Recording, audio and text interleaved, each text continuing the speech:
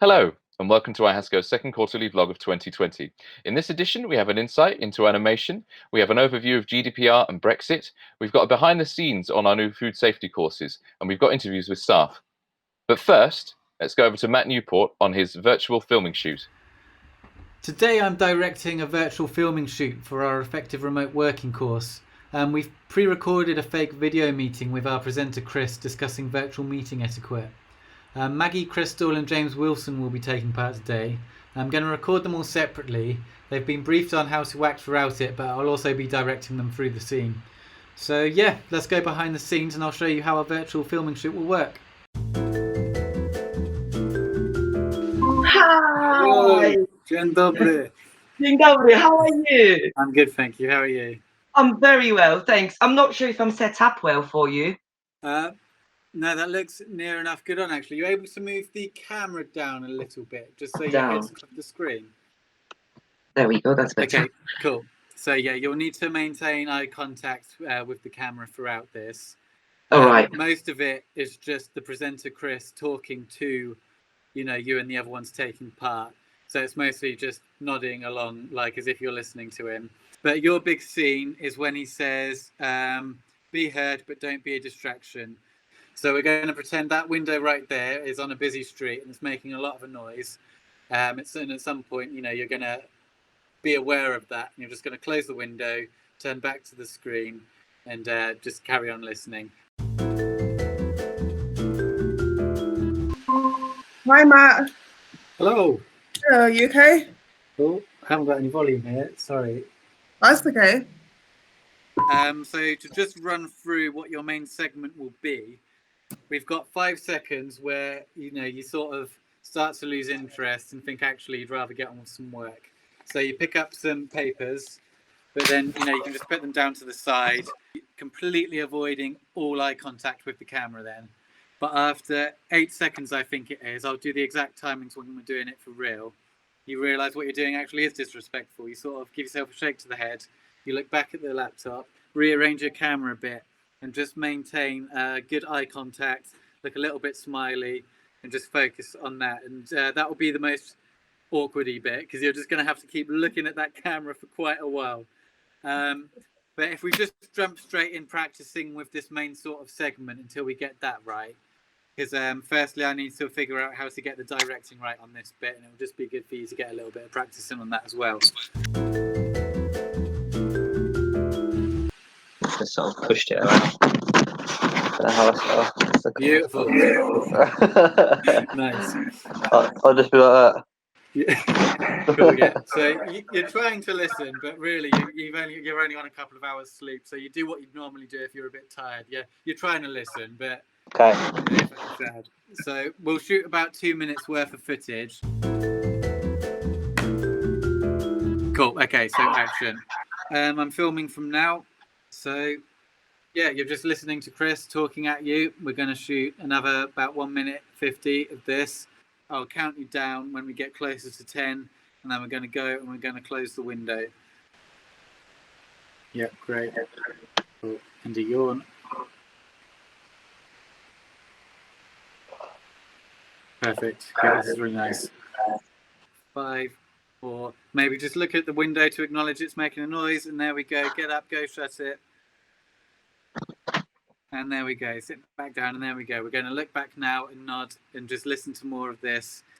Starting to get a little bit bored, mind wandering. And 3, 2, 1. Up we get to pick up the papers, draft through them, put them to the side, and just carry on working as we get towards the side there. 4, 3, 2, 1. Cool. We'll cut that one there. 3, 2, 1. And we're all done. Cool. Thank you very much. I hope that's okay. That's perfect. And cut. Cool. Well, thank you very much, Chrystal. Yes, the awkward. Couldn't talk to you properly, but there we go. Cool, okay. That's great. Which can sometimes be forgotten when you're working remotely. Be on time. The main reason why people show up late for video calls is because they're unfamiliar with... Thank you, Matt, for that insight into how we're filming courses. Now over to James Kelly. Should I smile? I'm here today to talk to you about two things which, once upon a time, dominated the headlines. Now, recent events have replaced them in the news cycle, but I don't want to talk about doom and gloom. Instead, I want to talk about two things which couldn't possibly cause upset or be controversial in any way. I want to talk about the GDPR and Brexit. So, to begin, why are these two events linked? Well, the GDPR is an EU regulation. That means it's enforced by the EU on all members of the EU. Though individual countries updated or enacted measures to enforce certain elements of the GDPR within their own countries, the age at which a child can give consent for their data to be used, for example, the GDPR itself was enforced directly by the EU. Therefore, in a post-Brexit world, there's no EU to enforce the GDPR on the UK, and so it ceases to be law. But this is a problem. If we want to continue trading and sharing data with the EU, we need a system which is just as robust and secure as the GDPR.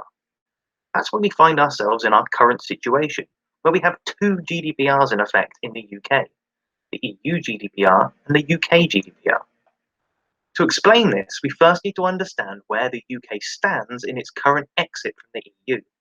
On the 31st of January 2020, the UK left the EU, mostly. In fact, the UK actually entered a transition period, enacted by the withdrawal agreement, in which all EU regulations continue to apply to the UK whilst exit negotiations continue. This means that the EU GDPR, as enacted back in 2018, is still in full effect in the UK. The transition period is scheduled to end on the 31st of December 2020. The government is adamant that this will still go ahead, though there is some uncertainty based on the current state of negotiations and the effect of COVID-19. But once the period does end, it means the end of the EU GDPR. This would mean that the UK, in GDPR terms, becomes a third country, making it harder for data to be shared back and forth. To avoid this, the UK government brought into law the UK GDPR. This law takes the EU GDPR in its entirety, tweaks it a little and makes it relevant to the UK, and combines it with a revised and updated Data Protection Act, thus creating the UK GDPR.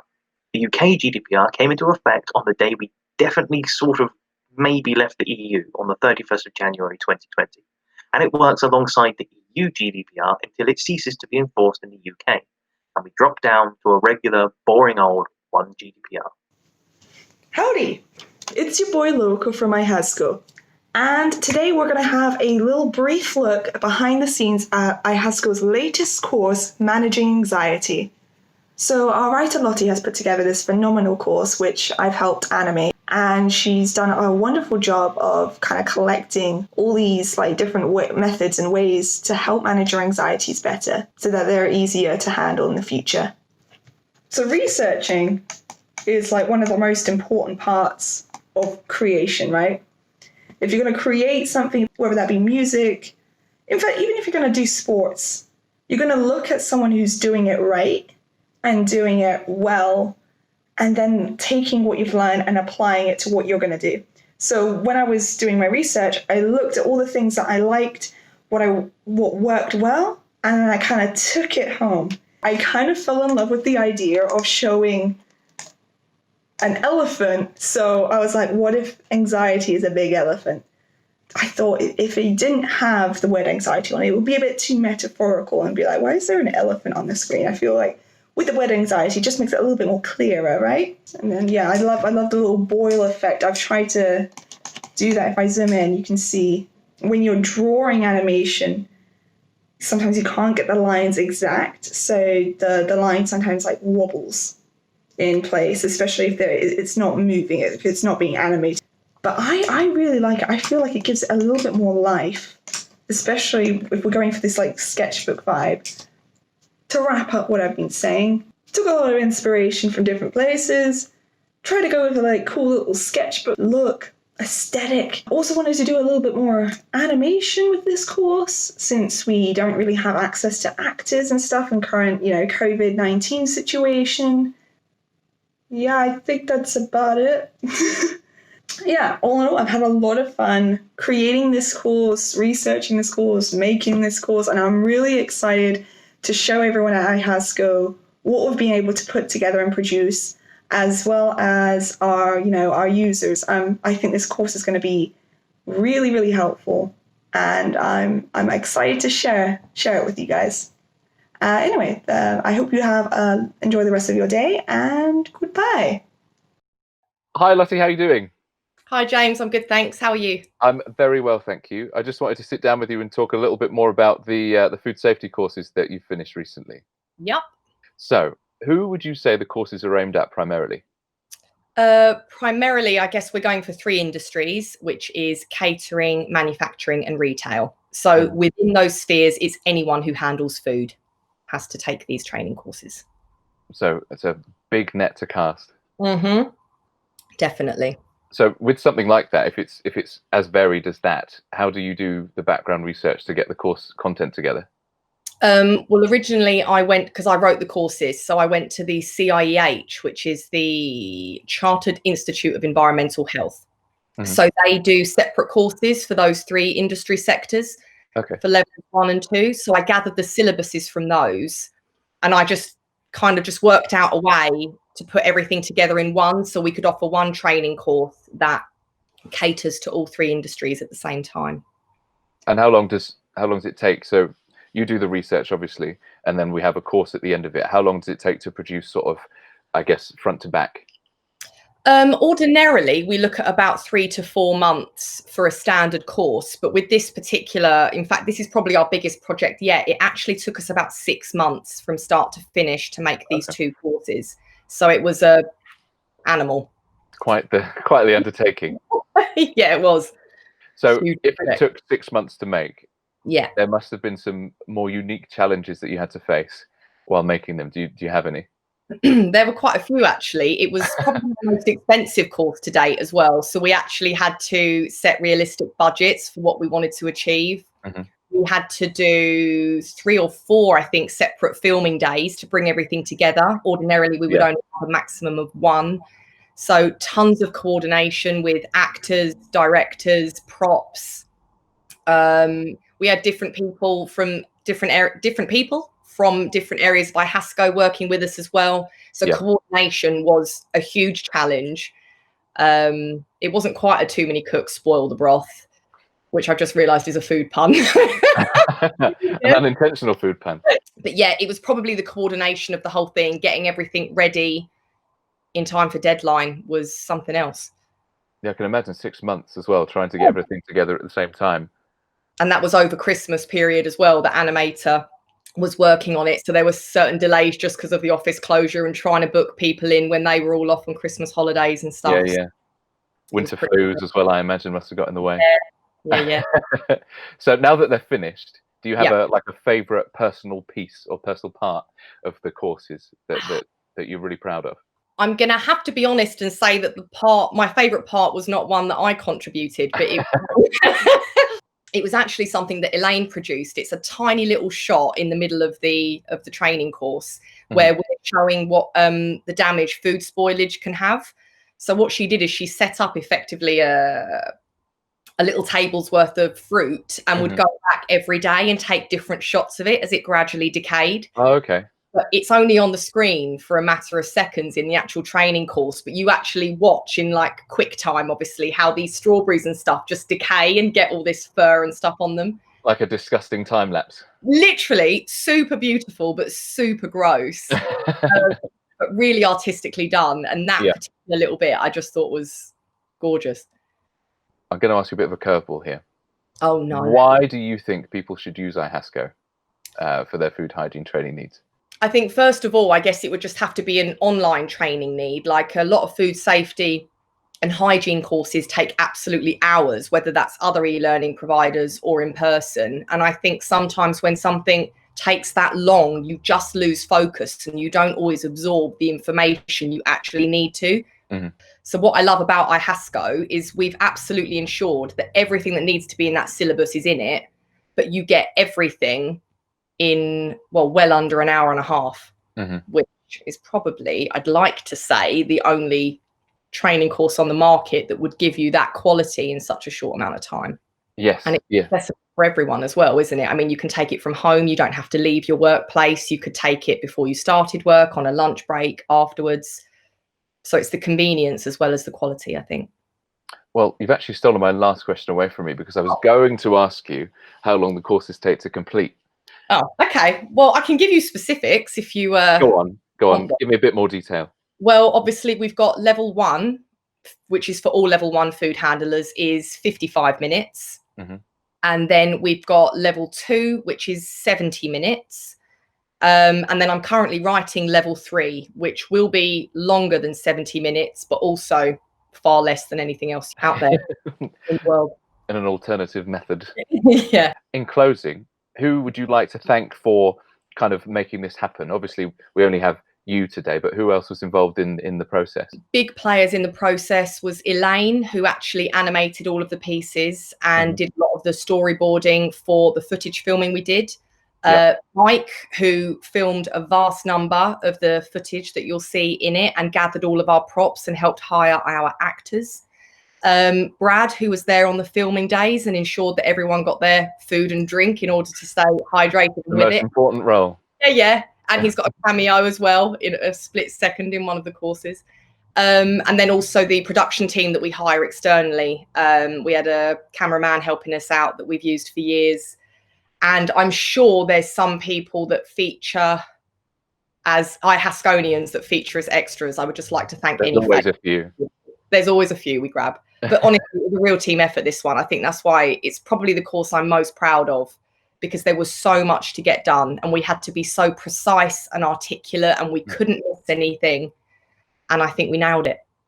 Brilliant. Well, I haven't actually seen them yet myself, so I can't wait to look at them for the first time. And thank you very much for taking the time out to talk to me today.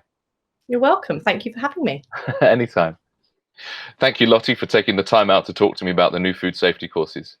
Finally, we have a few interviews with some of our newer members of staff. How are you, Millie? Good. Yes, I'm not too bad, thank you. So we've got a couple of questions for you.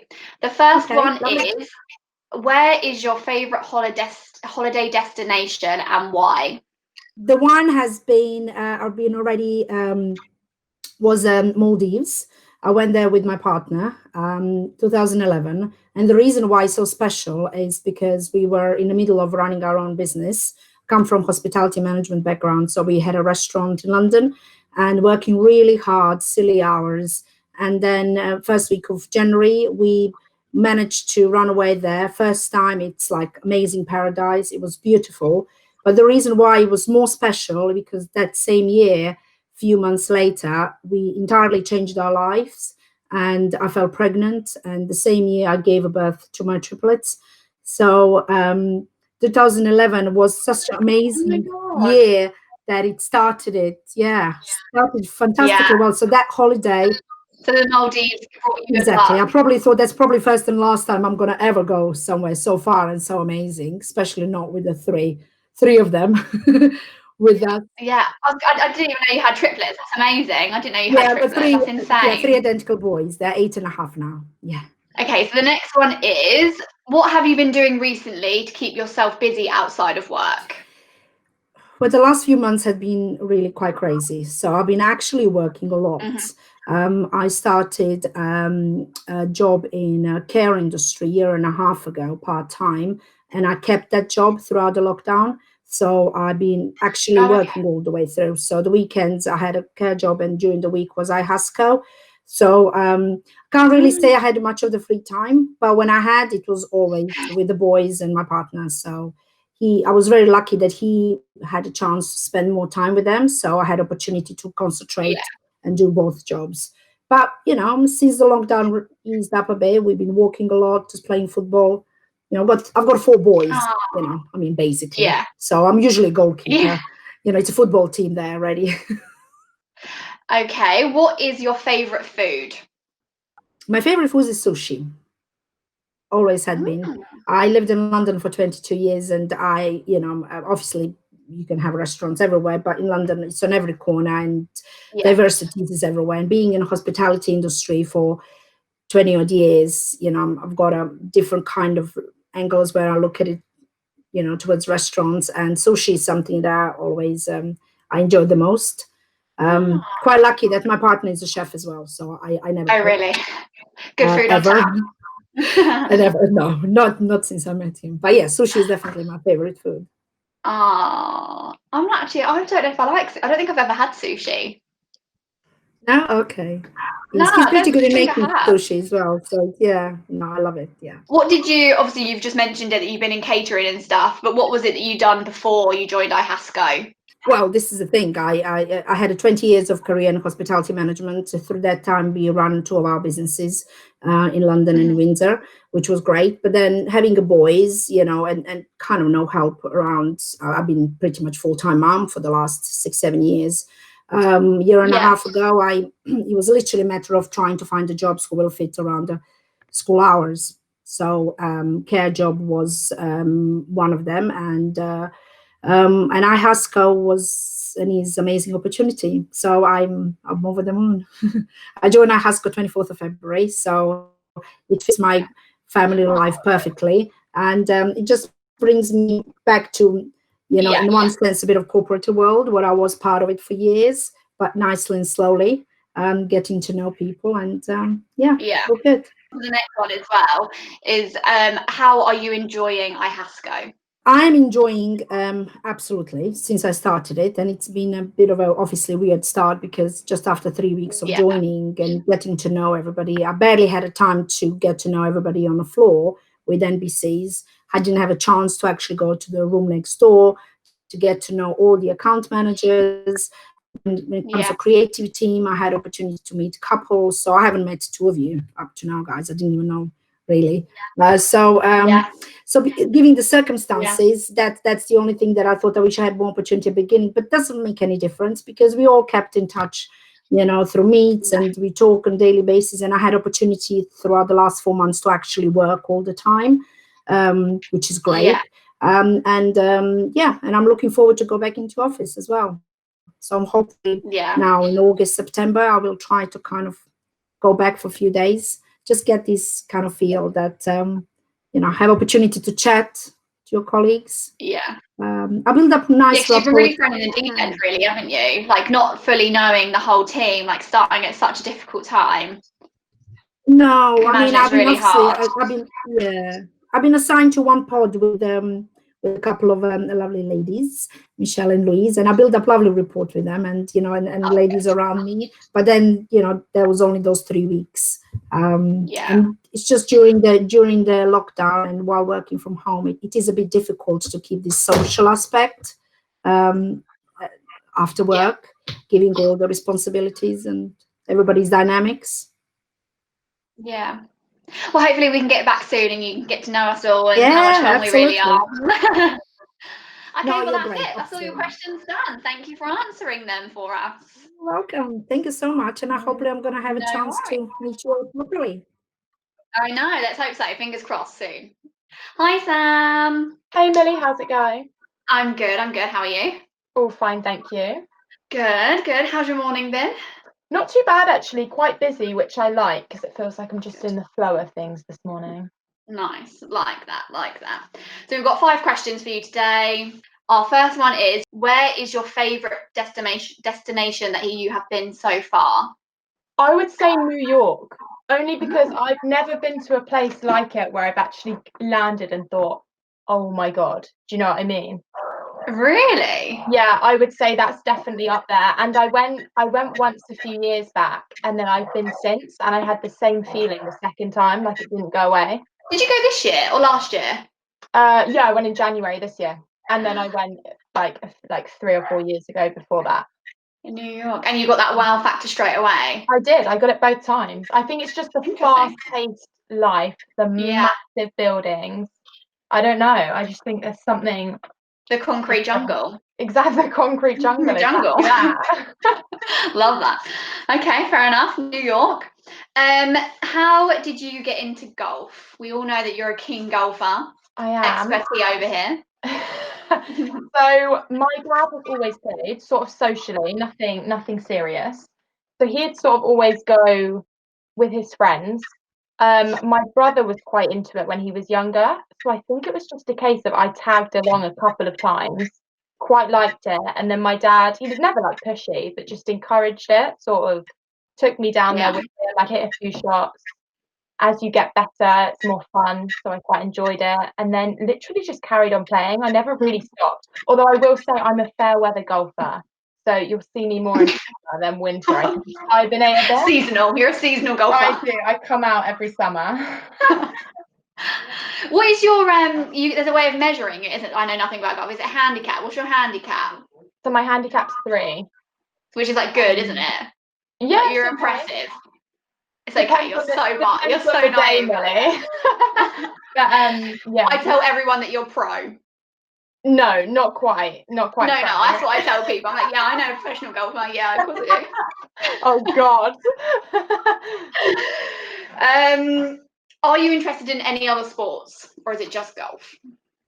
I'd say I'm fairly like sporty. There's not one specific I'm interested. Obviously, like table tennis when we're playing in the office. And I have a table at home which comes out in summer that me and my dad play quite often.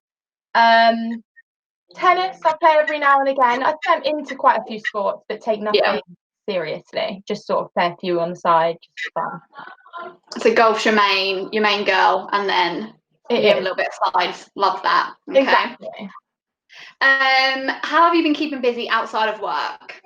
Oh, well, when we were in proper lockdown, went on quite a few walks, which was quite fun because I don't really do that. Like, I never really, if I'm not doing anything, I'm usually just sat at home.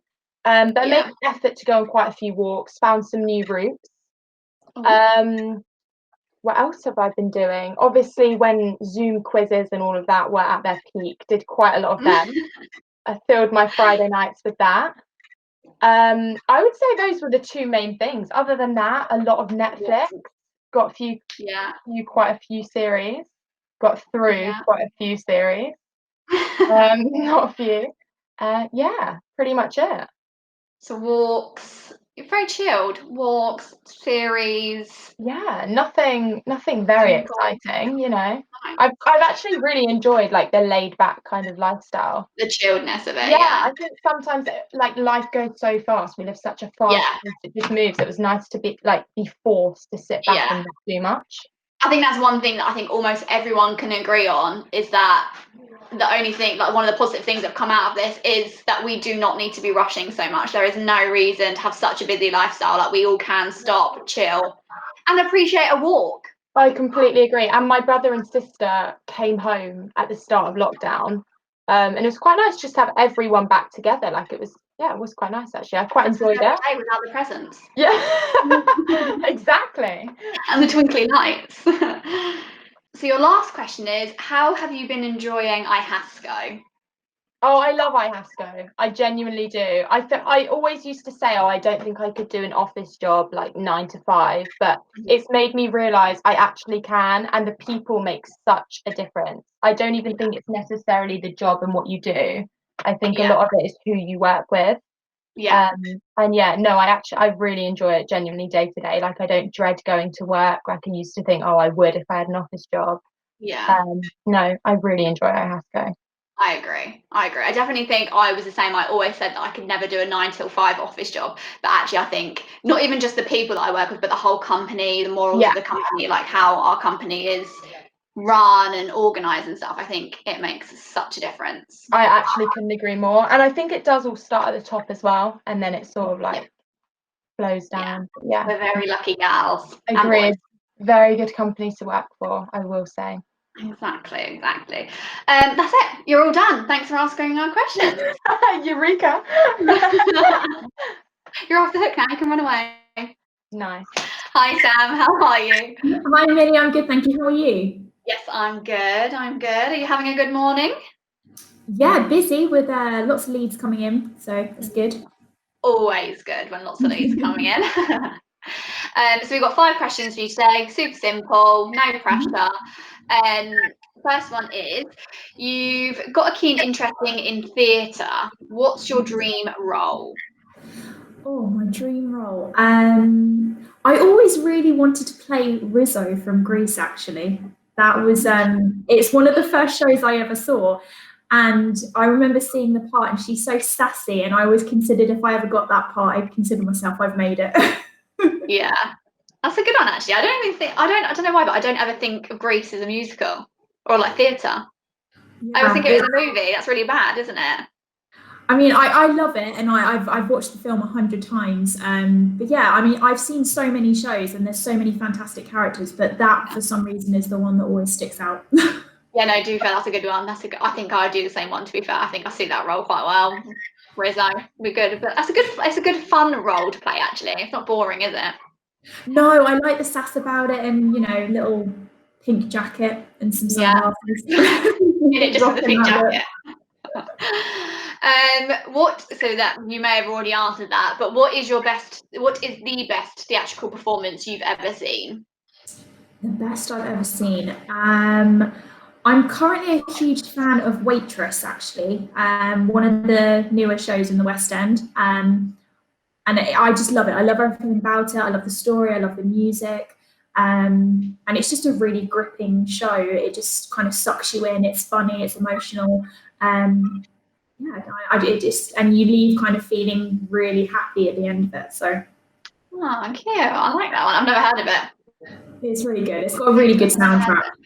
I'm not a huge theatre, which is weird because I really think I would love it, but I've never been to West End. Oh, and really? I've never been I don't think I've ever seen, other than going to the pantomime or whatever, but when I went to New York, my sister got me tickets for Lion King. So that's the first time I ever saw a theatre show, and it was on Broadway, which is quite cool. That's amazing. I want to go see more, definitely. I like shows for different reasons. So I love the Jersey Boys because I love the slickness of it. And it's just, again, full of fantastic songs. The Bodyguard was always one of my favourite films growing up. So when I've seen that 5 times. So yeah, I am a bit of a theatre nut. All my money goes on shows and concerts. Love that. Whatever makes you happy, I love it. Worst things you could be spending your money on. That's true. Where was your favourite holiday and why? Do you know what? This actually popped up on a Facebook memory this morning, but last year I spent 10 days in Jamaica, and I think that's probably got to go down as one of my all-time favourite destinations and holidays. It was just amazing. Why did you like it? I really like the atmosphere, the culture, the food, and just the vibe out there. Everything's so chilled, and it's just a beautiful, beautiful place. So I would definitely like. Okay, fair enough. Next one is, what have you been doing to keep busy outside of work at the moment? Oh gosh, I've turned into such a sloth. Actually, I'm really lazy. I mean, I've become addicted to Disney Plus. That was probably one of the best purchases in lockdown. And I actually started painting by numbers, which I didn't think I would stick with, but I've actually found it quite therapeutic. So I just lie on the floor, and I've managed to do an abstract draft type of painting. So I mean, it took me a good 3 weeks to complete, but yeah, that was pretty cool. And cooking, I found a love for cooking again. Oh, I love that. I like the cooking one. That's good. I haven't done paint by numbers since I was tiny. I need to get some of that on board. It was, I mean, I tried different things. I got some puzzles, and I stuck with it for a few hours until I got really irritated. I tried the puzzles. It wasn't working, wasn't doing anything for me. And I've discovered, I've never really been a bath person, but that seems to be my go-to me time at the moment, a bubble bath with all my scented candles, and yeah, that just seems to be my 20 minutes breakaway space. Love it. I'm loving all of those things. How have you been enjoying iHASCO so far? Do you know what? It's actually really strange because I've been with iHASCO for 7 months now, and I've spent more time at home than I ever have in the office. But I still absolutely love it, and I feel like actually I've grown a lot more, I think, working at home than I would have in the office, because I've been forced to really rely on my instincts and everything that Amanda and Jack have taught me. So yeah, I feel like I've progressed really well in the last couple of months, and the support system and the network that we have is always fantastic. And I've actually, as strange as it sounds, because we can't physically be with each other, I actually feel like I've grown closer and built better bonds with people during this experience as well. So it's been really, really nice. I think I've actually taken a lot of positives away from it, more so than negatives. Yeah, no, I agree with the relationship things. I think a lot more people are making so much more effort to stay in contact with people. Actually, you are building much better relationships with people. I 100% agree with that. Yeah, so I think that's those have been like my favourite moments so far, is just getting to know everybody a little bit more, and yeah, just continuing to learn my role really. Good. Well, that's it. You're all done. Thank you for answering all of our questions. That wasn't as bad as I thought it was going to be. Never is it? It's never as bad as you think it's going to be. Thank you, Millie, and all of our interviewees for taking the time out to give us a bit more information about yourselves. And that's it for this quarter's vlog. Thank you to everyone for taking part, and I hope you watching it enjoyed it. See you on the next one.